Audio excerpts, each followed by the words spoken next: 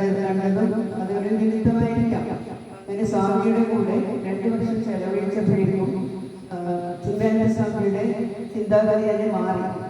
അദ്ദേഹത്തിന് എന്താണ് ഈ നമ്മുടെ ആത്മീയ മേഖലയിലുള്ള ആൾക്കാരുടെ മഹാത്മാക്കളുടെ പ്രവൃത്തി എന്താണ്, അവരെന്താണ് ചെയ്യുന്നതെന്നൊക്കെ അദ്ദേഹത്തിന് വ്യക്തമായ ധാരണയുണ്ടായി.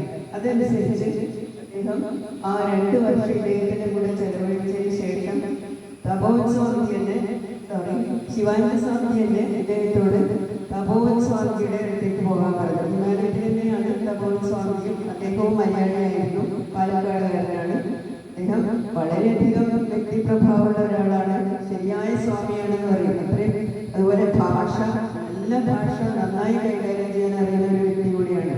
അപ്പൊ ആ തപോവൻ സ്വാമിയുടെ അടുത്ത് ചെന്ന് വേദാന്തത്തിൽ പ്രാവീണ്യം നേടാൻ പറഞ്ഞു. അങ്ങനെ അവിടെ ചെന്ന് അദ്ദേഹം പഠനം കഴിഞ്ഞതിന് ശേഷം അദ്ദേഹത്തിന് തോന്നി, ഈ അറിവ് ഞാൻ നേടിയത് കൊണ്ട് എനിക്ക് ഗുണമുണ്ട്, പക്ഷെ അതുപോലെ ലോകത്തിൽ എത്രയോ പേരുണ്ട്. അപ്പോൾ എന്ത് ജ്ഞാനാണോ സമ്പാദിക്കുന്നത്, ആ ജ്ഞാനം അറിവ് മറ്റുള്ളവർക്ക് കൂടി പകർന്നു കൊടുക്കണം. അപ്പൊ അതിനുവേണ്ടി ഞാനിവിടെ നിന്നാൽ ശരിയാവില്ല അദ്ദേഹത്തിന് തോന്നി. ഗുരുവായ തപോവൻ സ്വാമി പറഞ്ഞു, അങ്ങനെ ഇവിടെ നിന്നാൽ വരെ ചിന്മയാനി താഴേക്ക് പോയി ഇന്ത്യ മുഴുവൻ, ഭാരതം മുഴുവൻ സഞ്ചരിക്കണം. എന്നിട്ട് ഈ പ്രഭാഷണത്തിലൂടെ ജനതയെ ഉദ്ധരിക്കണം. അതാണ് അദ്ദേഹത്തോട് പറഞ്ഞത്. ആ സന്ദേശം അദ്ദേഹം ഉൾക്കൊണ്ടുകൊണ്ട് പോരാത്തതിന് ഹിമാലയത്തിലെ ഗംഗ ഒഴുകുന്നതും അദ്ദേഹത്തിനൊരു പ്രേരണയായി എന്ന് പറയുന്നുണ്ട്.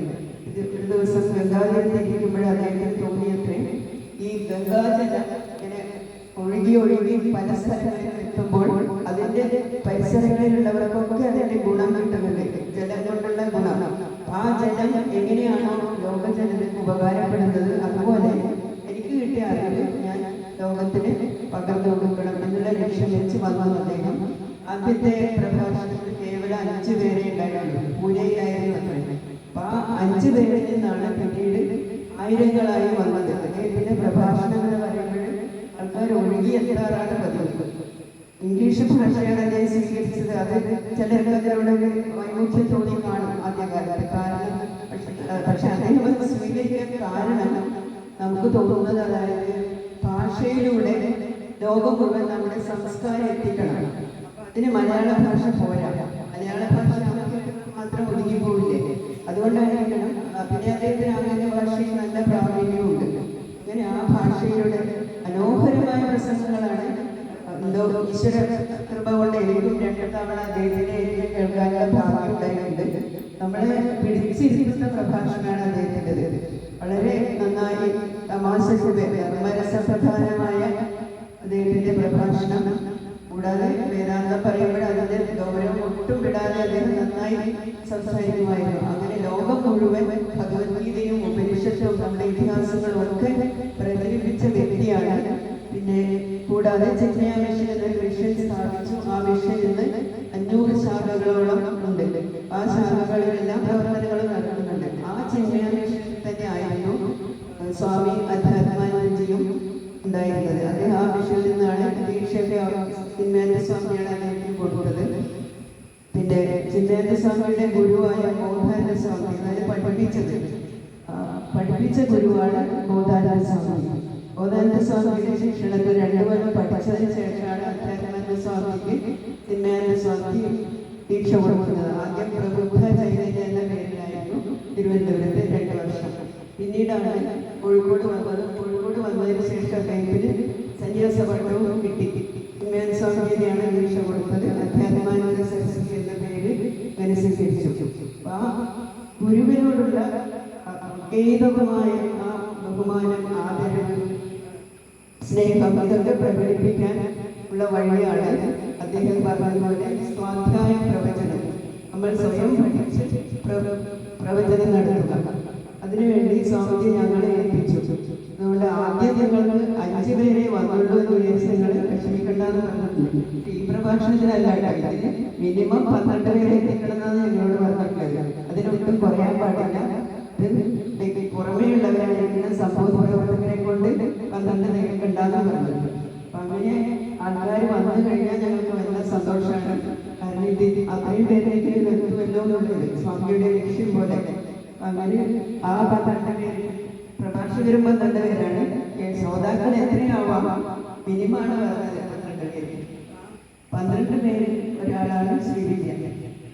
സ്വാമി അധ്യാത്മയെ കുറിച്ച് 2 വാക്കുകൾ പറയാം. അദ്ദേഹം കേരളത്തിന്റെ പല ജില്ലകളിലും അദ്ദേഹത്തിന്റെ ആശ്രമമായിട്ടില്ലെങ്കിലും സംഭവത്തിന്റെ സെന്ററുകളുണ്ട്. 12 സെന്ററുകളുണ്ട്. ബോധാനന്ദ സ്വാമിയാണ് അദ്ദേഹത്തിന് എന്താ പറയുക ഇതിന്റെ ചാർജ് കൊടുത്തത്. സംഭവം ഫൗണ്ടേഷന്റെ മുഖ്യ ആചാര്യനായി അദ്ദേഹത്തിനോട് പ്രവർത്തിക്കാൻ പറഞ്ഞു.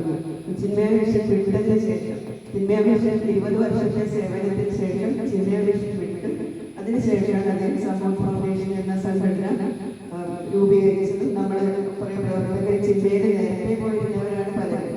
അവരൊക്കെ സ്വാമിയുടെ കൂടെ വന്നു. അങ്ങനെ കേരളത്തിലെ വിവിധ ജില്ലകളിൽ 12 സെന്ററുകളുണ്ട്. ഇപ്പൊ കണ്ണൂരിലെ സെന്റർ എന്ന് പറയാൻ കെട്ടിടമായിട്ടില്ലെങ്കിലും എൻ്റെ വീട്ടിലാണ് പ്രവർത്തനങ്ങൾ ആവശ്യമുള്ളവരെ വിളിക്കുന്നു. അങ്ങനെയുള്ള സ്വാമി വന്നാലും എല്ലാം സൗകര്യപ്പെടുത്തുന്നത്. അപ്പൊ അതുകൊണ്ട് ബന്ധപ്പെടാൻ താല്പര്യമുള്ളവർക്ക് ബന്ധപ്പെടാം. കൂടാതെ കൊല്ലത്താണ് സ്വാമിയുടെ പ്രധാന ആശ്രമം. കൊല്ലത്ത് നല്ലൊരു ആശ്രമമുണ്ട്, അഷ്ടമുടിക്കാരുടെ തീരത്ത്. ആ ആശ്രമം ഒരു 5 വർഷം ആവുന്നേ ഉള്ളൂ, 4 വർഷം കഴിഞ്ഞതേ ഉള്ളൂ. ഇപ്പൊ ആശ്രമമായിട്ട് അത് രൂപീകൃതമായത്. അവിടെ ഒരു ദേവീക്ഷേത്രമുണ്ട്. കൂടാതെ ഒരു ശങ്കര ഗുഹയുണ്ട്. ശങ്കരാചാര്യ സ്വാമികൾക്ക് വേണ്ട ആദരവ് നമ്മൾ കേരളീയർ കൊടുക്കുന്നില്ല. അദ്ദേഹം മലയാളിയാണ്, അങ്ങേയറ്റം ആദരിക്കേണ്ട ഒരു വ്യക്തിയാണ്. അങ്ങനെയുള്ള ശങ്കരാചാര്യർക്ക് അവിടെ ഒരു ശങ്കര ഗുഹ സ്ഥാപിച്ച ശങ്കരാചാര്യ പ്രതിമയുണ്ട് അവിടെ. അതിന് ദിവസം അർച്ചനയും നൈവേദ്യമൊക്കെ കൊടുത്ത് ശങ്കര ഭാഷ്യം ദിവസേന 1 മണിക്കൂർ ഒരു പാരായണമുണ്ട് അവിടെ. 12 മണി മുതൽ 1 മണി വരെ. അതിപ്പോ 1.5 വർഷമായി മുടങ്ങാതെ ദിവസേന നടക്കുന്നുണ്ട്. അത് നല്ലൊരു അനുഭവമാണ്. ആ ഗുഹയിൽ നമ്മൾ ആ 1 മണിക്കൂർ സമയം ചെലവഴിക്കുന്നത്. അപ്പം ആൾക്കാർക്ക് താല്പര്യമുള്ളവർക്ക് അവിടത്തേക്ക് പോകാം. സ്വാമി എല്ലാവരെയും ക്ഷണിക്കാറുണ്ട്. താമസിക്കാൻ സൗകര്യമുണ്ട് പോവുകയാണെങ്കിൽ. പിന്നെ സ്വാമിയുടെ ഒരുപാട് ഓൺലൈൻ പ്രഭാഷണങ്ങൾ യൂട്യൂബിൽ അവൈലബിൾ ആണ്. സ്വാമിയെ കൂടാതെ വേറെ 3 സന്യാസിമാരുണ്ട് സംഭവ ഫൗണ്ടേഷന്. സ്വാമിയുടെ ശിഷ്യന്മാരായിട്ട് പ്രണവാനന്ദ സരസ്വതി, വിശ്വാനന്ദൻ, ഹരിഹരാനന്ദ സ്വാമി, ഇവരൊക്കെ സംഭവ ഫൗണ്ടേഷനിൽ തിരുവാലി എന്ന് പറയുന്ന മലപ്പുറത്ത് തിരുവാലി, കോഴിക്കോട്, വയനാട് വിശ്വാനന്ദജി, പിന്നെ പ്രണവാനന്ദ സരസ്വതി തൃശ്ശൂരിൽ ഇതുപോലെ നല്ല ആശ്രമമുണ്ട്. ആൾക്കാർക്ക് പോയാൽ താമസിക്കാൻ പറ്റും. 2 താമസ സൗകര്യമായിട്ടില്ല.